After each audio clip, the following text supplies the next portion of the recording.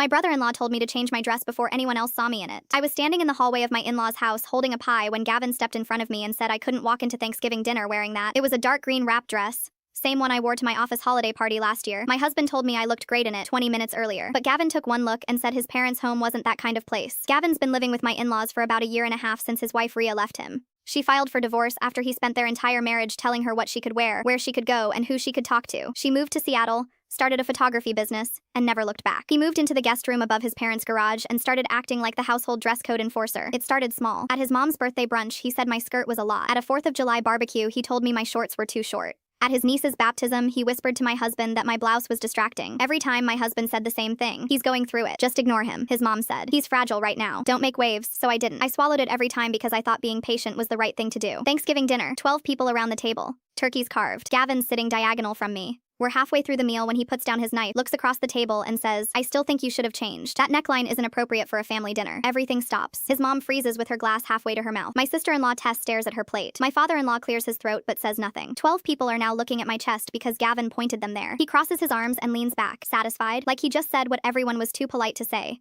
I put my fork down and look around the table. I say, can I ask everyone something? Nobody answers, but nobody stops me either. I say, does anyone else at this table have a problem with what I'm wearing? Silence. Tess shakes her head slightly. My father-in-law looks at the ceiling. My husband's cousin mutters, no. Nobody backs Gavin up. Not one person. I turn back to Gavin and say, so out of 12 people here, you're the only one who can't stop staring at my chest. And somehow I'm the problem? Tess covers her mouth. Someone at the far end of the table lets out a breath that's almost a laugh. Gavin's face goes dark red. He opens his mouth, closes it, opens it again. Nothing comes out. He shoves back from the table hard enough to tip his water glass. Water spreads across the tablecloth and nobody moves to clean it. He walks out through the kitchen. The side door bangs shut. My mother-in-law sets her glass down and says, you just humiliated him in front of the whole family. I say, he's been humiliating me in front of this family for a year and a half. She says he's struggling, and I know that. I say, struggling doesn't give him the right to monitor what I wear. She says what I said was designed to embarrass him. I say, what he said was designed to embarrass me. The difference is nobody ever stops him. My husband is gripping his fork like he's trying to bend it. He says, this isn't the time. I say, when is the time? Because I've been waiting 18 months for someone at this table to tell him to stop and not one of you has. He doesn't answer. My mother-in-law says if I can't show compassion for what Gavin's going through, maybe I should spend the holidays with my own family. I say, Rhea showed him compassion for 6 years. Look how that turned out. The table goes dead silent.